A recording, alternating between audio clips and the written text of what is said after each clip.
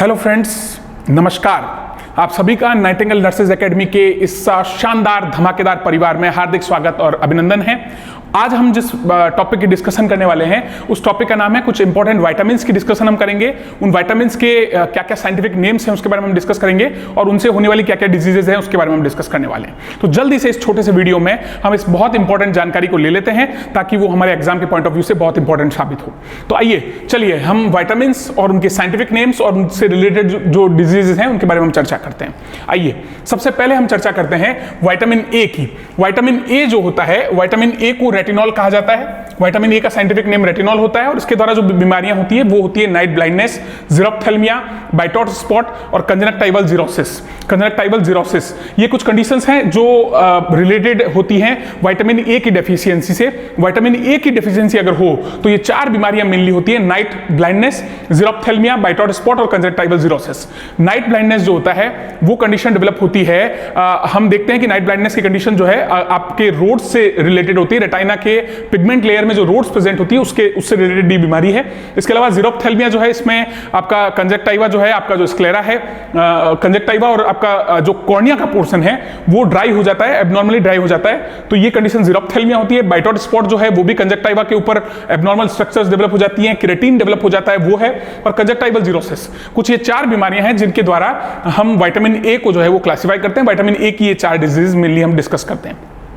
अगला हम देखते हैं विटामिन डी के बारे में। विटामिन डी का जो साइंटिफिक नेम है, विटामिन डी का साइंटिफिक नेम है कोलेकैल्सिफेरॉल। क्या नाम है? कोलेकैल्सिफेरॉल। और कोलेकैल्सिफेरॉल के कारण अगर बच्चों में कोई बीमारी हो रही है तो उसको रिकेट्स के नाम से जाना जाता है, और अगर एडल्ट्स में कोई बीमारी हो रही है तो उसको ऑस्टियोमलासिया के नाम से जाना जाता है। तो विटामिन डी की डेफिशिएंसी से दो डिजीज हो सकती है, रिकेट्स और ऑस्टियोमलासिया। तो इनके बारे में भी हम डिस्कस कर लेते हैं। उसके बाद में विटामिन ई जो है, विटामिन ई का साइंटिफिक नेम है टोकोफेरॉल। विटामिन ई का साइंटिफिक नेम क्या है? टोकोफेरॉल। और टोकोफेरॉल जो होता है वो अगर आपकी बॉडी में कम हो तो इनफर्टिलिटी कॉज करता है, यानी इनफर्टिलिटी जो है वो यहां पर डेवलप हो जाएगी। तो विटामिन ई जो है वो आपको इनफर्टिलिटी तक पहुंचा सकता है। ऐसे में विटामिन ई की कमी बॉडी में ना होनी चाहिए। तो ये विटामिन डी और विटामिन ई की बात में हमने डिस्कस किया। विटामिन ई के बाद में हम डिस्कस करते हैं विटामिन के बारे में। और विटामिन के का वैज्ञानिक नाम है, साइंटिफिक नेम है फाइटोमेनाडोइन। और ये जो है वो prolonged blood clotting time cause करता है, यानी अगर विटामिन के की कमी बॉडी में हो जाए तो ऐसे में आपकी बॉडी में ब्लड क्लॉटिंग टाइम जो है वो क्या हो जाएगा?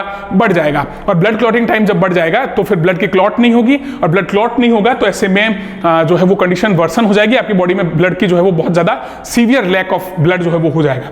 तो ऐसे में हम कह सकते हैं कि कुछ ब्लड फैक्टर्स जो है, कुछ क्लॉटिंग फैक्टर्स जो हैं उनको मैच्योर करने में विटामिन के का बहुत बड़ा रोल होता है। इसलिए हम देखते हैं कि बर्थ के जस्ट बाद भी हम जो है वो विटामिन के एडमिनिस्टर करते हैं बेबी को। इसके बाद हम देखते हैं विटामिन बी1।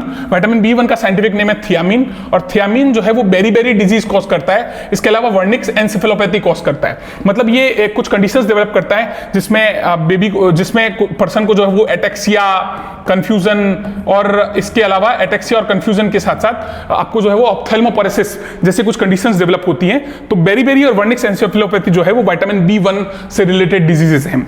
उसके बाद में अपन डिस्कस करते हैं कि विटामिन बी2 जिसका साइंटिफिक नेम राइबोफ्लेविन है, और इसके द्वारा एंगुलर स्टोमेटाइटिस, यानी अगर इसकी डेफिशिएंसी हो तो एंगुलर स्टोमेटाइटिस हो जाता है।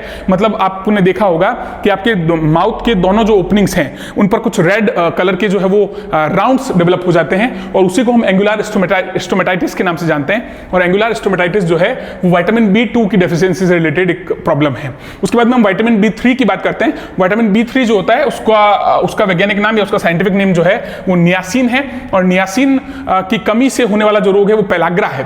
पेलाग्रा जो है वो एक डिजीज है। और पेलाग्रा कैटेगराइज किससे होता है? यहां पे आप ध्यान रखना कि पेलाग्रा मेज से रिलेटेड एक मेज यानी मक्का, तो मक्का से रिलेटेड एक बीमारी है जो मक्का लोग ज्यादा खाते हैं, उनमें ये विटामिन आपको विटामिन बी3 की डेफिशिएंसी देखने को मिलेगी। पेलाग्रा कैरेक्टराइज्ड बाय 4 डीज। कौन कौन सी डीज होती हैं? 4। तो डायरिया होता है, डर्मेटाइटिस होता है, डिमेंशिया होता है और डेथ होता है। तो डायरिया, डर्मेटाइटिस और डिमेंशिया और डेथ, ये चारों कंडीशंस जो है वो विटामिन बी3 से रिलेटेड है। विटामिन बी6 जो होता है उसका साइंटिफिक नेम होता है पायरिडॉक्सिन। विटामिन बी6 का साइंटिफिक नेम क्या है?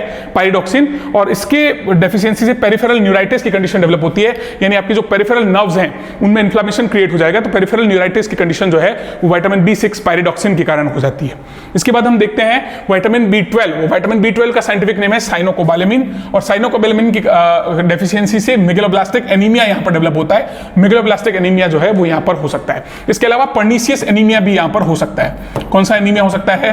पर्नीशियस एनीमिया भी यहां पर हो सकता है, तो पर्नीशियस एनीमिया भी यहां पर हो सकता है। इसके अलावा हमने की विटामिन सी, और विटामिन सी जो होता है वो उसका साइंटिफिक नेम है एस्कॉर्बिक एसिड, और इसके द्वारा स्कर्वी, और हम देखते हैं कि ब्लीडिंग गम्स और ये सब कंडीशंस जो है वो यहां पर डेवलप होती हैं। विटामिन सी जो है उसकी डेफिशिएंसी से यहां पर स्कर्वी डिजीज जो है वो होती है। इसके अलावा हम डिस्कस करते हैं कि फैट सोल्यूबल विटामिन कौन कौन से होते हैं। तो विटामिन ए, डी, ई और के ये सब फैट सोल्यूबल विटामिन हैं, जबकि विटामिन बी एंड सी जो है वो वाटर सोल्यूबल विटामिन के रूप में जाने जाते हैं।